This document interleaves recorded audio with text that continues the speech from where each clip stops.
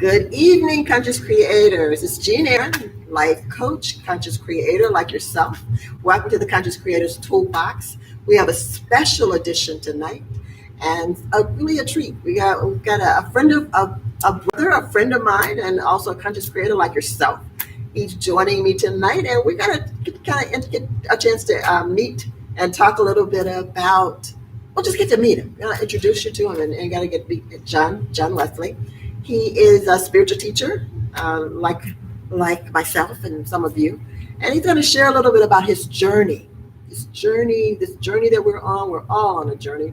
None of us are exempt from the journey. We may not be aware that we're on it. We may not be, checking the map and thinking about it twice. But we're all on a life journey. We came here into this three-dimensional world, this earth, for a purpose and a reason.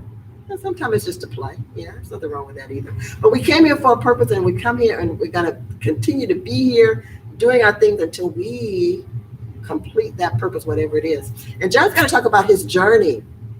His journey, first of all, into understanding that truth about himself, who he was, what he was, and whose he belonged to. He has taken that understanding, and he's kind of going on the road with it. We're sharing it. He's going to share it with you tonight. And hopefully we're going to go forward with giving you a little bit more information about the journeys that we're all on. And hopefully you'll gain some understanding about your personal journey, your own journey, by listening to John's journey. So without further ado, it's my great pleasure to introduce to some of you and to present to others of you, John Wesley, my friend, my co-creator, manifester, spiritual teacher, John Wesley. And let's welcome him. Thanks. Thank you, John, for being with me tonight. Okay, ready? All right. You were talking about your mom's information, your mom's instructions on your Q&A. You're asking those questions. Who are you asking questions to? Any church member, preachers, pastors, teachers. I would ask. I had to have a parent-teacher conference because I was asking the teacher questions. Mm-hmm. I was correcting the teacher. Okay. So mom had to come up to the school because I was always inquisitive. I always had questions, and if something didn't make sense, I needed clarification. Even in 4th and 5th grade, I was asking questions. I think what kind of triggered my awakening, though, with the whole asking questions, is I would see. And me knowing about manifestation and all of those things, is I would see people who would be struggling, who were church members, who would be suffering. They would be hungry, their lights would get cut off, but they were giving all their money to the church every Sunday, but the church would not in return help them. Now, if the church is supposed to be Christ-centered and following the teachings of Christ is contradictory, because Christ was all about helping the poor and giving to the needy, but your members are suffering and they're going hungry and their lights are turned off. They're walking to church while you're driving your brand new Lexus and Cadillac to church every day. I had questions about this. There's something off, unequal of value, an unequal exchange occurring. I'm giving this offering, I'm giving this money, but in return, when I need the most, you can't help me. I had questions about that, and I was scrutinized and pretty much just shamed for asking those questions. And they would try to twist the Bible scripture or something to make it relevant, but it just didn't make sense to me. Right. And so that had a really strong, pull on me. It kind of made me want to fall away and explore other things as far as spirituality is concerned. Because I was like, this is not right. How about you recall your age? How old were you? Do you remember? Ooh, Lord, maybe. Were you in your teens? I was in my 20s. I would have to say about 24, soon after my mom passed away. So maybe like 24, 25 years old. So you lost that support when she passed. That support where you could actually go to her. Yeah. For kind of intercessory, to all those questions that you were asking, and she was. So you were in your 20s. And my mom had a saying that bought sense is the best sense. Bought. Bought sense is Like the purchase, best sense. Yeah, purchase so it, what okay. that means is common sense is free, Okay. right? Knowledge is free pretty much. You have all this access to knowledge, and God gives you common sense to use. But if you don't use it, eventually you're gonna have to pay for it some way or some shape or Yeah. some form. Okay. Makes sense. So my mom had that saying, and so I still live by that to this day. I'm going to use the common sense that God gave me in order to kind of discern a certain situation or thing that will prompt me to ask those questions. I'm not going to fall for the okie doke, as they say. You're not going to trick me into something. I'm going to ask questions, and if I can't get an answer from you that makes sense, then I'm just going to stop asking those questions and I'm going to move on. And they had a problem with that. So, but that kind of is one of the main reasons I wanted to also start following more spirituality, because there were nuances in different things that didn't make sense. So you're 20 at this point, and you already you alluded to spirituality. Prior to spirituality, Yes. what do you think? What would you call what was happening, or what you were exposed to, or what you were being taught, or having, being given understanding for? What would name it? Give it a name. Oh my God! I would have to say in this organized religion. Religion. You would call it religion? Organized religion, but in a way, it's conformative, meaning that you're conforming to something, right?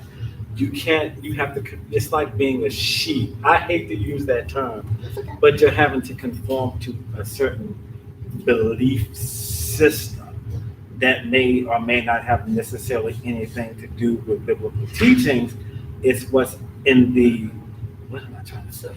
In the system. I hate to use that word, but like it's like what's in the system, right? So you have to conform to these teachings that don't even make sense. And it's like being in prison, like having shackles on, right? Being made to believe something or to follow something that you may not necessarily agree with.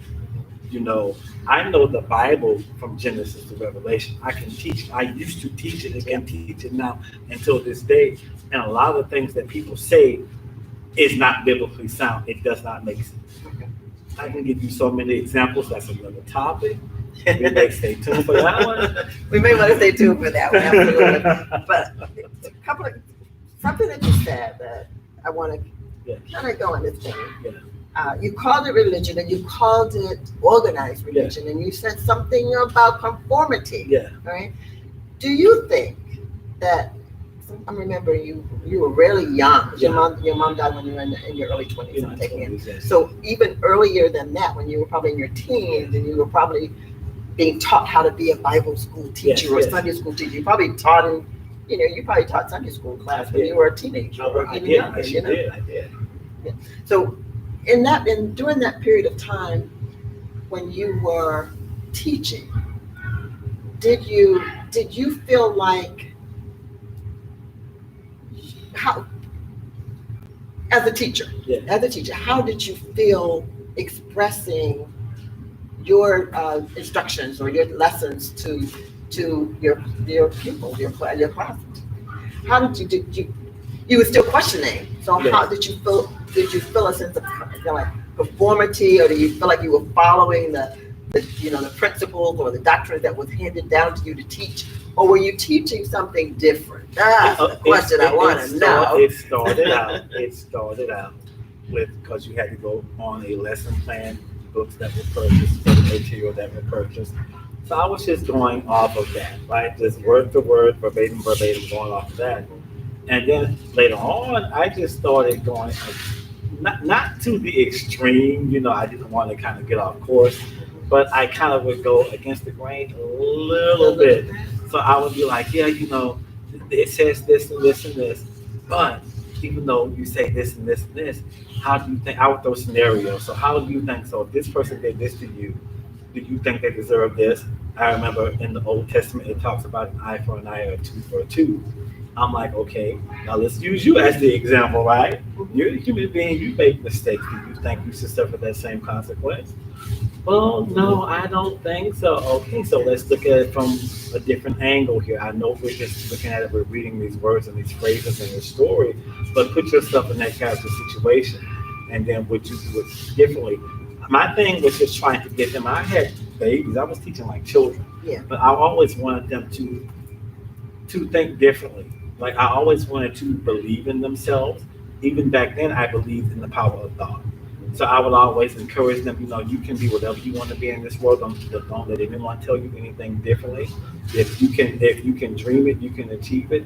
That's the God's honest truth. So even then, I was trying to kind of underneath the surface teaching them about manifestation in a way to where their little minds could kind of comprehend what I was trying to explain to them. So it was always trying to stay on topic, but I would try to do it in a way to get them to be independent thinkers. I wanted them to be able to think for themselves. And now they're adults now, and that's what they are doing. Most of them are still in the church, but they ask questions. Very outspoken, very successful, with degrees and working for the government and things of that nature. Now, also, just any kind of seed that you can plant, don't ever think that something is too small, because there's no such thing as too small. Even a kind word can have a meaning and a message in it that can change someone's life. And that's what people don't realize, that seed's not too small. But I would kind of stay on course a little bit, but I would kind of change it up a little bit too. Staying on course. These are all these terms that you're giving. You're talking conformity, you're talking organized, you're talking all of those you associate with religion. Yes, I do. Now the word conformity, you know what it means. It means that you are, you're fitting into the mold. You are not going outside the box. Yeah. You got this box, and that's everybody's in this box, and that means we all conform to the box. So in regards to religion, and that concept of conformity, do you think that had anything to do with your actually stepping outside the box? Because when you started independently thinking and putting a John's perspective on what you taught these little children, and it was a John's perspective. You said, because you said, let's put yourself in that perspective. We're not looking at the tribe or the whole congregation or the whole city or the block. We're looking at you as an individual. How different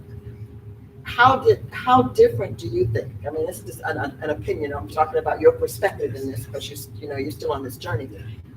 How do you think that you stepping outside that box and the way you were expressing to the kids, you may not even been aware that you were doing, but you're planting a seed, but you may not been aware that you were actually teaching the kids to not conform. Do you realize that? Now, talk a little bit about that. Talk a little bit about that. Now that you said you were teaching them to be little rebels, were you? Here's the thing with me. I don't like to be controlled. I'm very stubborn. I'm a Taurus. So I'm very stubborn. I do not like to be controlled. I don't like to be told what to do. You tell me I can't do something, I'm going to do it. I'm that guy. I'll prove you wrong and make that achievement in my life or whatever. So even underneath the surface of me, that's always how I've been. So I guess I was kind of protruding that onto them as a part of my personality and who I am. It was coming out in my teachings and what I was trying to instill in them. I didn't, until you said that, though, I did not even realize that's what I was doing. But I was imparting in them a part of me, a part of who I am, as far as my personality and what's in me. That came out in my teachings too. Didn't even realize it came into. I just had another way thing, but it's not. Do you think? I'm gonna try to put this. I don't want it to sound like we're anti-religion. Oh yeah. Because religion has its place and it has its purpose, and it has its purpose in life and in our journey and humanity. Do you feel like religion has played its last tune, so to speak? Or has it gone as far as it can go? I believe that it has, and it's because, and I was looking at some numbers about so many people are falling away from organized religion. It is absolutely insane the amount of people. Even church attendance is at an all-time low. people are just falling away, and it's just because people want something different. They want to change, right? They are tired of being controlled. They're tired of certain mind games that may be played on them. They want something different. They have questions. No one can answer the questions directly for them, and then people are just tired. People are tired. They're in search of something different. So a lot of times now, because of even the Bible talks about a great falling away. That's happening now. That's because there's so much stuff that is going on, and instead of people addressing it, people are just putting it under the table or hiding stuff's hiding in plain sight. And people see this, and who have a conscience and who have God in them, they're like, no, this is not right. So this is not right. I'm not going to put up with this anymore. I'm leaving. I want something more. I want more. I want better. The problem comes into play is they don't know what more is. They don't know what better is. They're like chasing after something. They're thirsting for something, but they don't know where to begin. They don't know where to start. So right now they're sitting in limbo, just at home, not really knowing what to do, wanting to find like-minded people, thinking they're the only ones in the world like that. But that's not true. But they're just kind of in a state of confusion right now because they don't know what to do next. But I think that's part of the reason why there's so many people falling away in church membership and attendance is declining because of what's going on. They want more. They want something different, something better. Okay. They want more. They want something different. They want something better. Mm-hmm. They don't necessarily, generally speaking, generally, the people that I meet at ITC and that come in and out of ITC, like yourself and other folks that I've met since I've been there the past few years, they are looking for something different. Yes. Really. Yes. That is, for lack of another word, different. Mm-hmm. Let's talk about what that different is. For me, Let's talk about what that yes. different is. What do you think what is it? What is it that religion does not offer them that they're looking for? Honestly, just your people want to feel like they are liberated, right? They want to have a sense of freedom, right? For freedom. Now, if the Bible says where the Spirit of the Lord is, there is liberty, why aren't they experiencing that in church? Okay. Answer that question. You want me to answer that question? No, not you. I'm just speaking in general. I was going to answer it. I want to answer it for me. No, I'm not. I'm interviewing you. I'm just saying, so people feel like they're in bondage. Okay. They don't feel free. They don't feel liberated. They feel like they can't be themselves. You have people being shamed for being gay. You have people being shamed for asking questions. You have people being hated on and having made to feel shameful. Because they're a different color or they live on a different street. Exactly. Or even some things that happened in their past that they won't let them live down, but you keep condemning this person because of that as if you're perfect and you have not even made any mistakes in your life. That's part of the reason also that I believe, people are wanting to, they're chasing, they're like in a race running towards something, trying to get towards this finish line to the prize. They just don't know what their prize is. Yes. Exactly. So they're looking for the difference, and one of those differences is freedom. Yes. The liberty, feeling the freedom to whatever it is that they're trying to get. And also acceptance too. And acceptance. Yeah. Freedom, acceptance. Mm-hmm. Anything else? That's all I can think of right now. I want to name a few. Love. Yes, that too. Yeah. They're looking for love. They're looking for, and I want to even go one bigger. Yeah. They're looking for substance. They are. Sustenance. Yes. Sustenance is they're looking for resources. Yes. And they're trying to figure out, if all of this beautiful country and this beautiful, everything that's that's available. Why can't I have it? Yeah, exactly. What's keeping me from having it? Yeah. So they not only want those intangible things, those spiritual things, they don't want to be poor. Exactly, they don't. They don't want to be poor. They don't want to be jobless. They don't want to be homeless. Exactly. So they want substance. A lot of, there are a lot of people that just want basic things in life. That's true. Why can't they? And they're wondering, yeah, God is, God is, available for everybody, and He says that I can have. Why can't I get it? Exactly. So why doesn't religion help them understand how to do it? What's missing in that? From my experience, from my experience, a lot of times, not all, so I'm not speaking badly of all religions or all churches, but some of the things I've seen is that people think they can buy their way into blessings. So you give $20, God's gonna bless you. You give $100, God's gonna bless you 10 times over. That's not how that works. The Bible says, as a man thinketh in his heart, so is he. Asking you shall receive, seeking you shall find, knock and the door shall be opened up unto you. Faith the size of a mustard seed can move a mountain. So it says all these things, all that's manifestation. It starts in your mind. And if your mind and your heart's in alignment, you can get that what you're manifesting, what's on your mind. You can achieve those things. They don't teach that. They don't teach it. It's all about financial gain, money, be here all day, every day, holidays, weekends, you name it, be here. But you're doing these things and you're still poor. You're doing these things and you're still chasing after something you may not likely ever achieve or get because you're going about it the wrong way. You're not teaching you it the right way. So the link, the piece that's missing is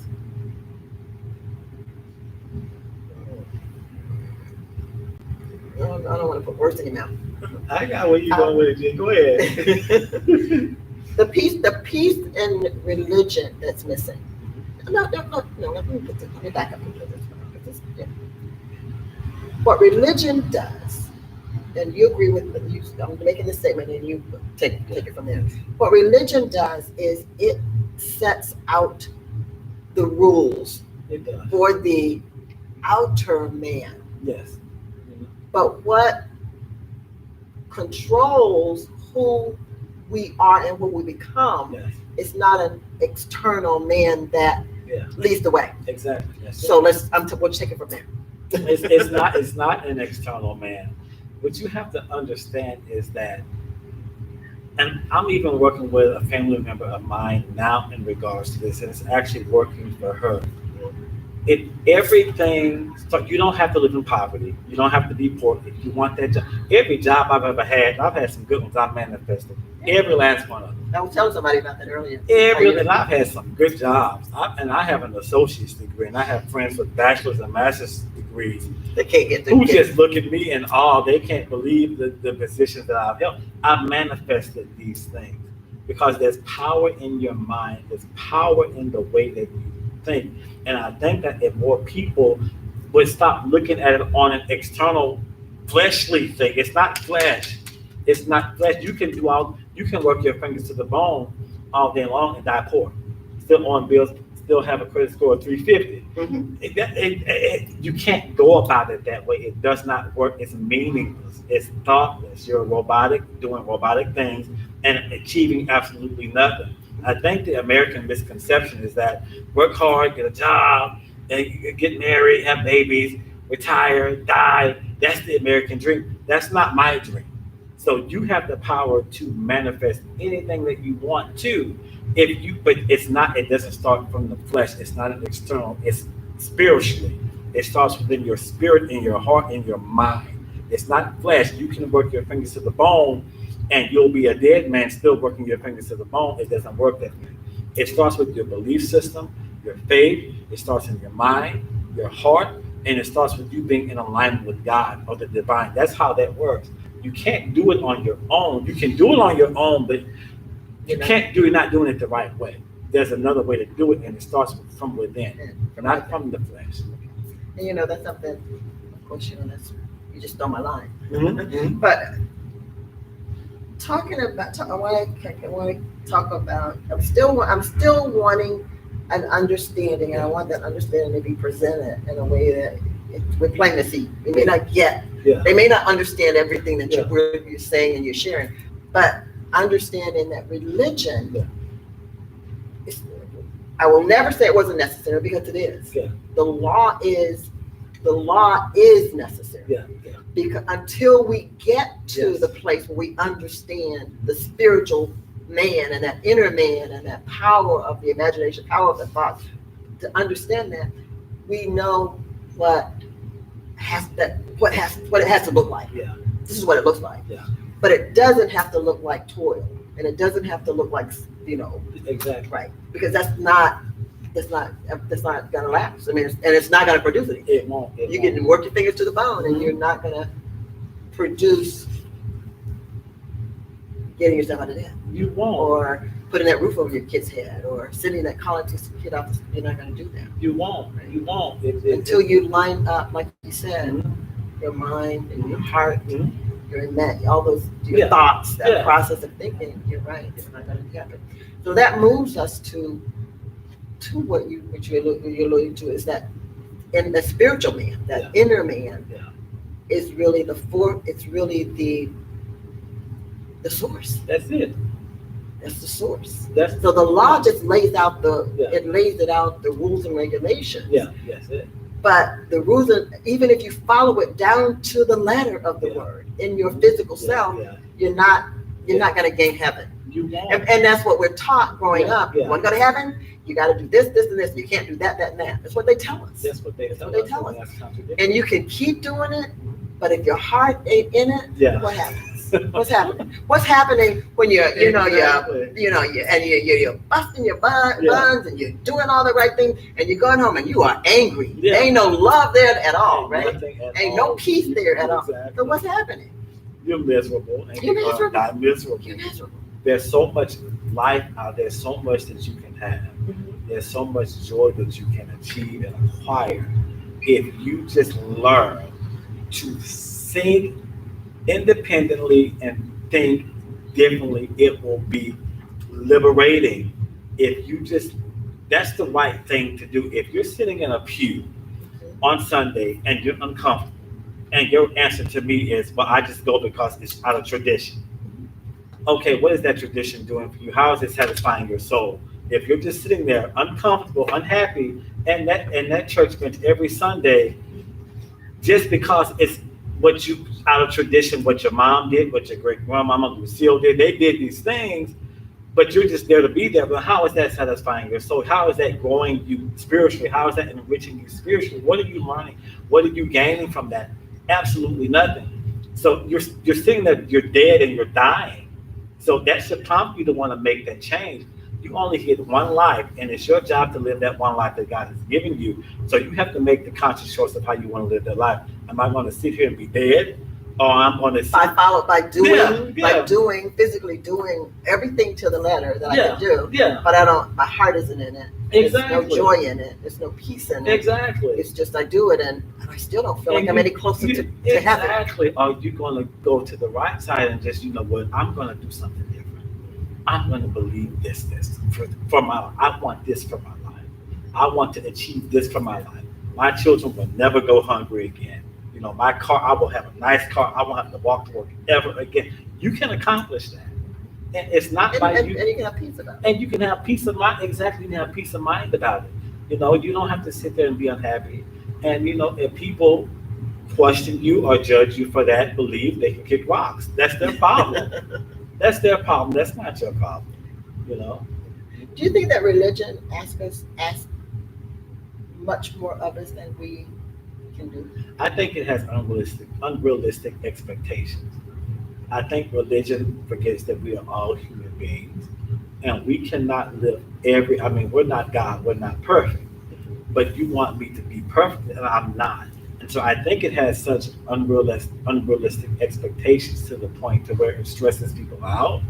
People's hair coming out and going into the hospital and having strokes. I mean, it's stressing people out because it's places they can't do. Yeah, it feels like if you want to go out and you can go out to a lounge and have a nice drink, you should be able to do that with no problem. Without religion telling you, no, you can't, you're going to some so-called hell, or, you know, you can't, I'm going to condemn you if you go do this, you can't come back to this church ever again. That's not how this works. That's control. And it's making people unhappy. People committing suicide because they feel like they can't catch up with all these unrealistic rules and church bylaws and laws and expectations that they have. It's making people miserable. It can become overwhelming for them. They already have a 9-to-5 job. They have kids, they have a husband, a wife, family. Then they have this they have to deal with also. It's becoming extremely stressful and it's not as accepting as it needs to be, which is making it even more stressful for people as well. So I think that it does have a lot of unrealistic expectations that unfortunately we just can't meet those expectations because there I know I fall short that like the Bible says, thou shalt not lie or no, that you should not covet something. I can't say I never lied in my life before. We all lie with human beings. It will happen. We lie sometimes and don't even know we're lying. We don't even lie. We don't make it up in our mind. Okay, it's the truth of here. We don't even know we're lying sometimes. We lie. I went to France. I sure did, but technically I haven't. But in my mind, I saw the Eiffel Tower. I was all of it. Right. Yeah. It happens. We're not human. We're human beings. No one's perfect. And I think until religion can come to that conclusion that that these are human beings. They're not some divine being. They're human beings out here in the flesh on earth who make mistakes. Mm-hmm. Then we'll never be able to catch up. We'll never live up to those expectations. When there are a lot of terms in religion that you can't find when you really take it to the word, to the scriptures. Oh yeah. You can't find them. You can't find a comparative meaning to a lot of things that we dictate or outline or lay out as laws. And basically there were 10 basic laws that was handed to Moses.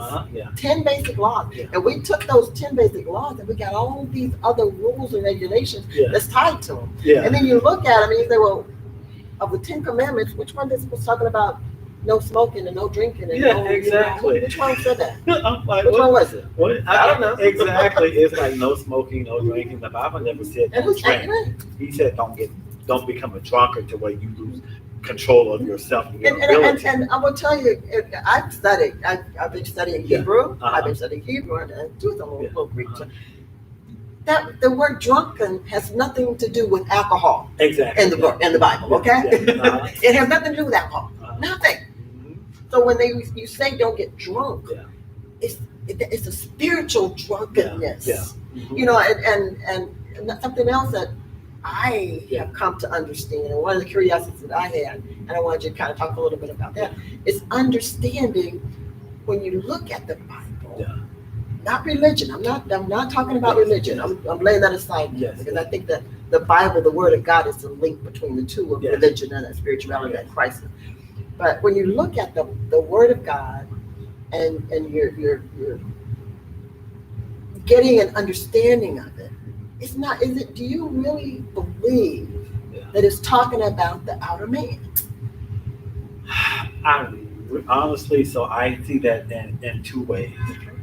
Some things I do believe is talking about the flesh in order to protect you physically. Like, I'll give you an example. Like, let's say, for example,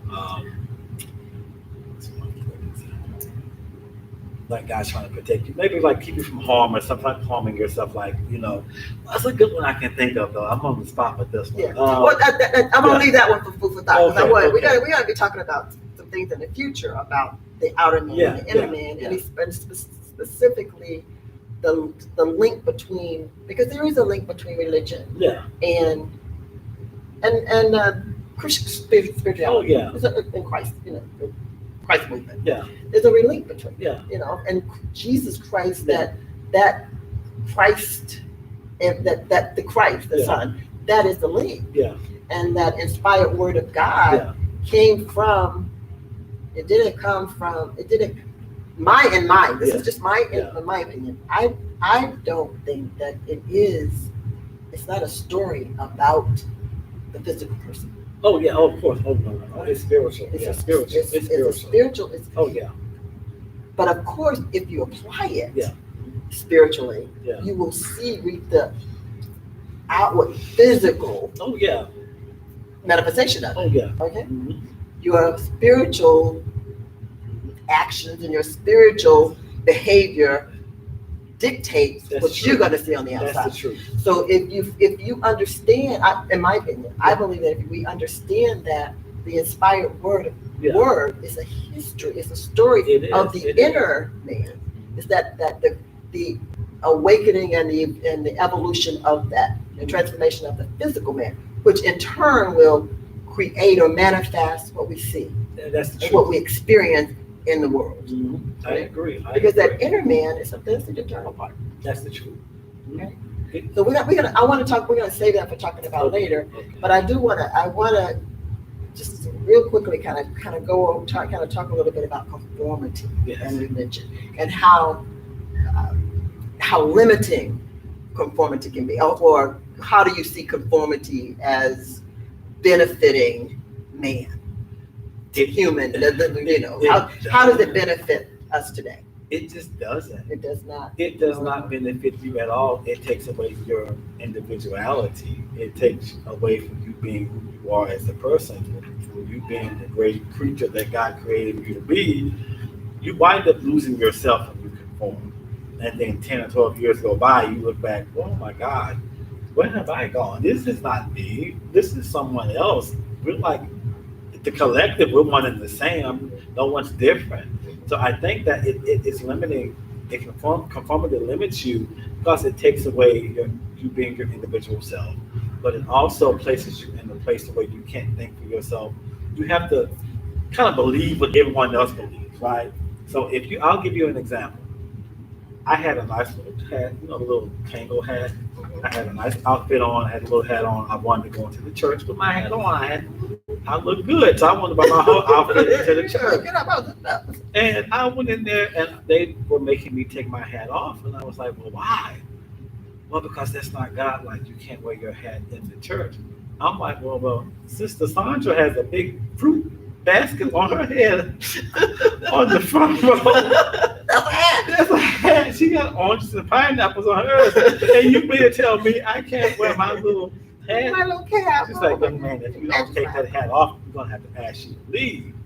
And I'm looking around, none of the other men have a hat on, or they have the hat in their lap, or it's hanging up on the thing in the back. And it's like, that's conformity.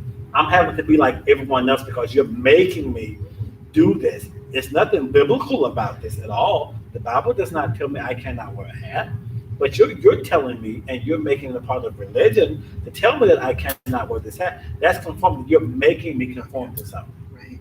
It takes away from me being my individual true self that I am. It takes away from me being myself.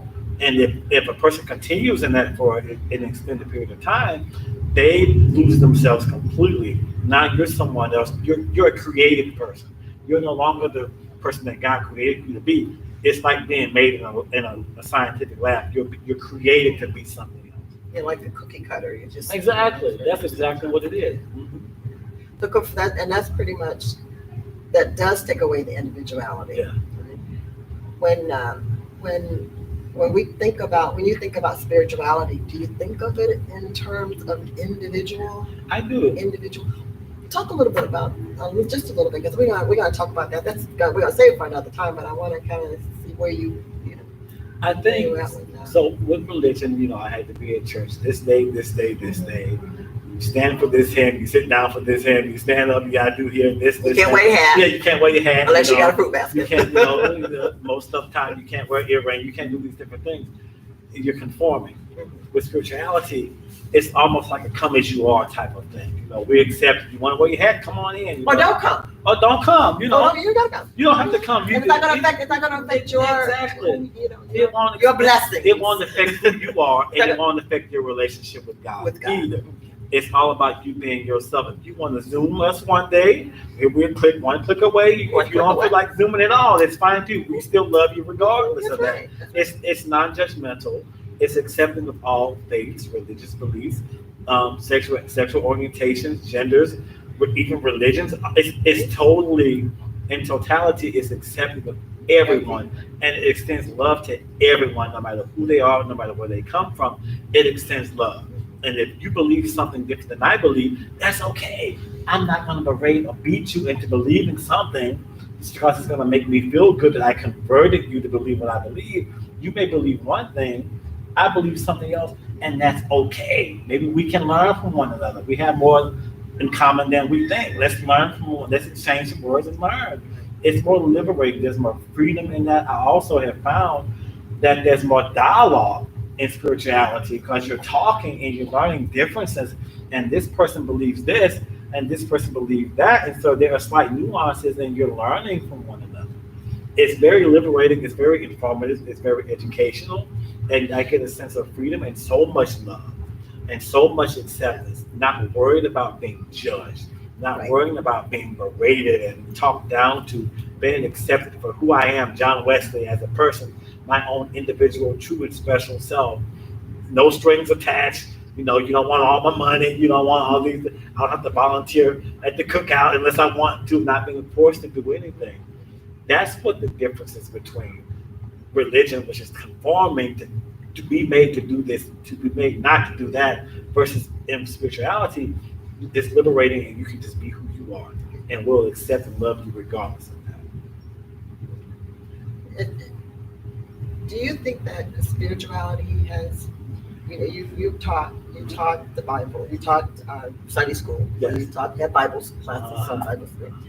Do you think that spirituality has evolved since Christ, since the New Testament? I think it has to a certain. I think it's always been there. It's just been pushed under the rug. It's always been there. Jesus spent a lot of time in nature. He would be in the wilderness praying and meditating like nobody's business. He was one also. He was very spiritual, in a way to where he would always command people to sell their possessions, give the money to the poor, follow him. He was very nomadic, you know. In this day and age, he'll be considered what I like to call a hippie, very nomadic, very generous. Hey man, all is well in the world. Love everyone. You know what I call him? Yeah, I call him a gangster. Yeah. Jesus was a gangster. He really was. He was just always very rebellious, going against the grain. You know, I'm going to do this. You can't. No, he went. There was a story where they were selling in the temple, and he got angry, and he went and there beaten, he was beating them out the temple. Yeah, They were yeah. selling in the temple. And they always talked about how peaceful he was. Yeah. He had a fire I in feel him. around with him. He had some Aries in him somewhere. I'm sure Aries, Leo, something was in him. He had that He was fire. upset. He had that fire in him He was too. upset, yeah. You know, so I think it's always Yeah. been there, but it's been twisted in the way to where it would be interpreted as being something else, or the words would be twisted in a way to teach it as something else. I think it's always been there. I think it's grown in a sense that people are awakening and they're having an aha moment that, like Ayanna says, they're calling the thing a thing. You're telling me this, but it says this. I'm going to call it this, and I'm going to do this. So I think it's always been there. It's evolving in a way to where it's coming to the surface. The true meaning of it is coming to life, and people are following that. Okay, so when we talk again, I want to kind of look at your transition, and what your belief, kind of talk a little bit more about your belief. Yes. Your belief in that shift and that slow that you was always there because you were always the individual thinker, and your parents gave you the permission to do that, and then they taught you how to control it, so you wouldn't be on somebody's nerves. I know.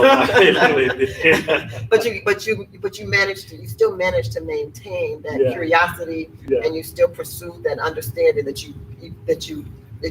continuing to evolve. So when we come back again, we want to talk a little bit more about